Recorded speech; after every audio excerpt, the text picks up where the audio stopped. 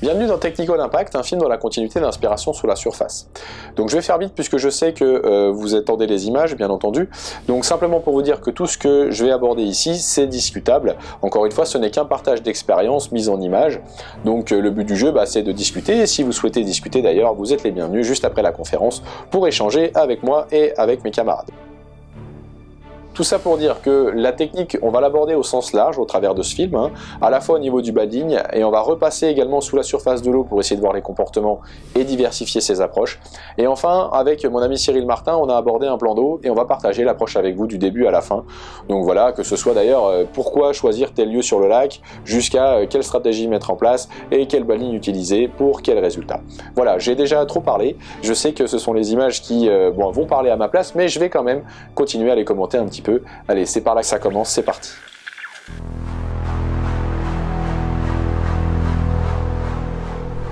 Pour faire un petit résumé d'Inspiration sur la surface, on avait essayé de mettre au point un bading avec contrepoids.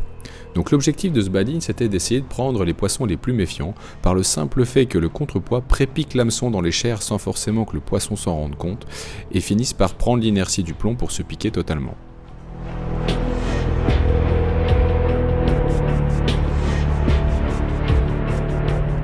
En revanche, ce bading était composé avec deux matériaux différents, donc l'ajustement du nœud entre ces deux matériaux demandait du temps.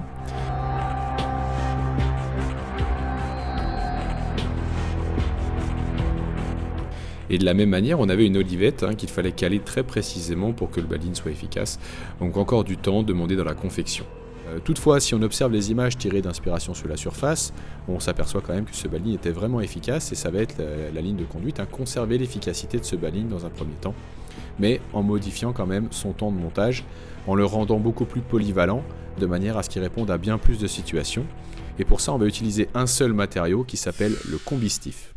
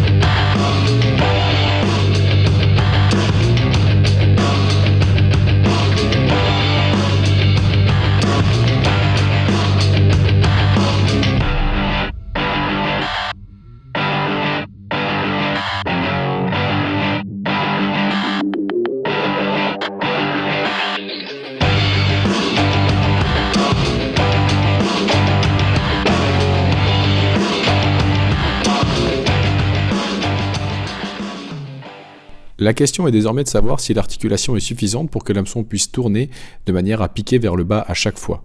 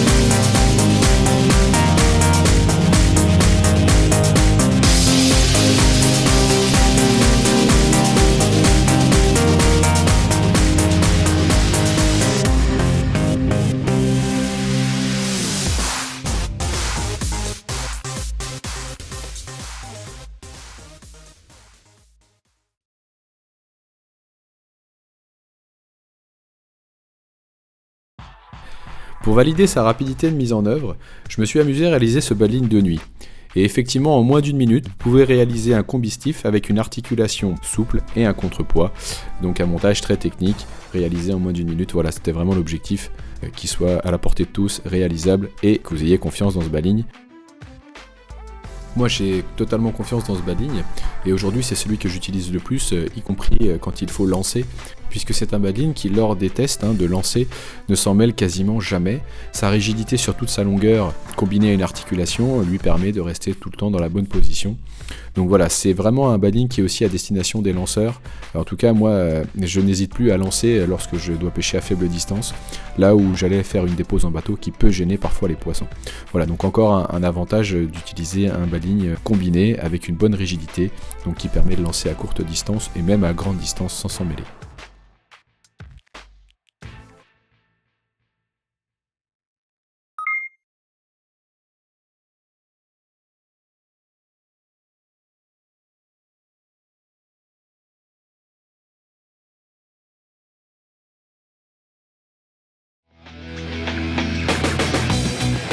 Donc en observant ces poissons en train de se nourrir, si je devais retenir une seule chose importante sur ces images, c'est réellement la zone que vont choisir les poissons pour prendre les appâts.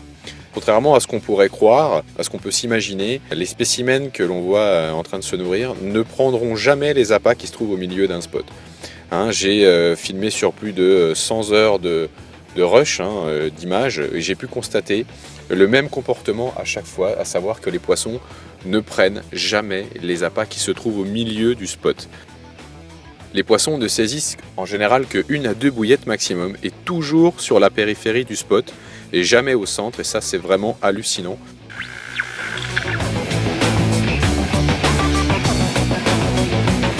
Donc lorsqu'on va chercher à prendre ces spécimens, ça va vraiment être la ligne directrice qu'il va falloir suivre. C'est-à-dire que ne jamais placer sa ligne en plein milieu d'un spot, contrairement à ce qu'on pourrait faire sans forcément y réfléchir, créer un spot de bouillettes et puis ensuite poser le montage en plein milieu. Si vous êtes sûr que si vous faites ça, vous ne prendrez jamais ces spécimens. Mon avis, le must est vraiment de poser un appât sur la périphérie par rapport à son spot, et si possible essayer de le mettre sur un côté où se trouve un élément remarquable du style une bordure, un obstacle ou un herbier, puisque en priorité le poisson par confort et par sécurité va déjà venir se nourrir sur une zone proche d'un obstacle, proche d'un herbier ou proche d'une bordure.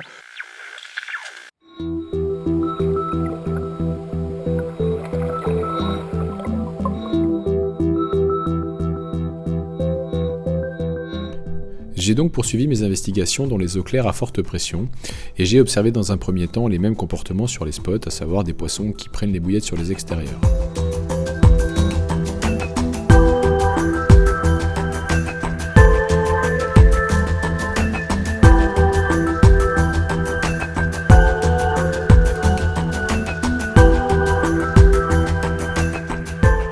La technique de la pêche en spot est une technique qui fonctionne très bien, il n'y a qu'à regarder les images, on voit les poissons qui viennent se nourrir sur le spot, alors toujours avec en priorité les extérieurs dans un premier temps, puis petit à petit, dès que le spot va commencer à diminuer, alors à ce moment-là les poissons vont bien sûr prendre les bouillettes qui se rapprochent du centre, ça va de soi.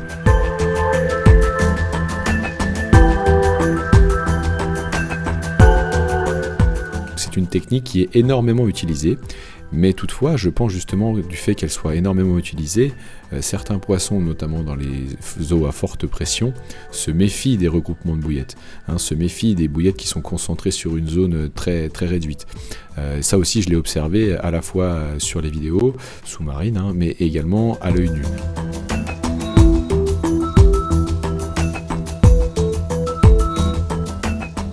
Donc là, on va essayer au contraire de proposer une alternative qui ne regroupe pas les bouillettes, mais qui oblige les poissons à se déplacer, à avoir quelques appâts par-ci par-là. Et finalement, on va se rapprocher de la technique naturelle qu'emploient les poissons pour prospecter une zone. Si on les observe en train de se nourrir sur une zone où il n'y a pas d'appât artificiel, ils fonctionnent comme ça, ils se déplacent énormément. Et ils recherchent de la nourriture sur une zone, alors selon la configuration, qui peut être de quelques mètres jusqu'à plusieurs dizaines de mètres, ou 30 ou 40 ou 50 mètres, sans problème. Donc on va essayer de reproduire cette technique, et en tout cas moi c'est une technique que j'ai appelée la zone spot. Le but de la zone spot, c'est d'éviter justement de concentrer les appâts et de faire nager les carpes pour déjouer leur méfiance en se rapprochant petit à petit de leur méthode naturelle de prospection sur une zone.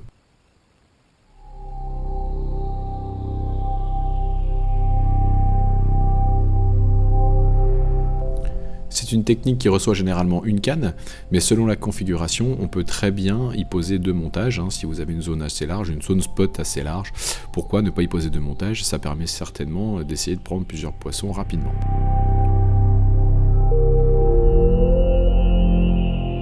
Ici, les images sont l'application d'une technique zone spot en live. On voit les poissons qui se déplacent et qui n'hésitent pas à venir se saisir des appâts qu'ils trouvent à droite à gauche, sans forcément marquer un temps d'arrêt, sans être dans une phase de méfiance.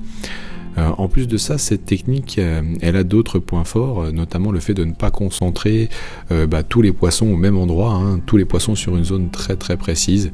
Là, on élargit la zone, les poissons tournent dans un secteur plus large. Ça aussi, c'est quelque chose d'important. C'est la même chose par rapport aux nuisibles. Les nuisibles ne sont pas concentrés qu'autour du montage. Ils se déplacent dans la zone, donc on est peut-être aussi moins embêté par les nuisibles. Une petite astuce pour que cette technique fonctionne correctement, c'est d'utiliser des billes relativement dures, les faire sécher pour qu'elles soient dures, de manière à ce qu'elles résistent quand même un minimum de temps dans l'eau aux attaques des différents poissons.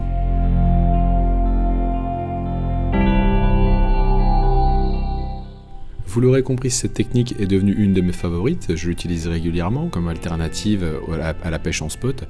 Elle m'a permis de prendre de très jolis poissons, voire de très gros poissons dans l'année qui vient de s'écouler. J'essaie de vous en mettre quelques-uns en images. Bien sûr, j'aurais aimé aller un peu plus loin dans mes investigations, mais le problème c'est d'avoir des angles qui permettent d'illustrer cette technique. Enfin, je désespère pas pour vous en montrer dans un futur proche.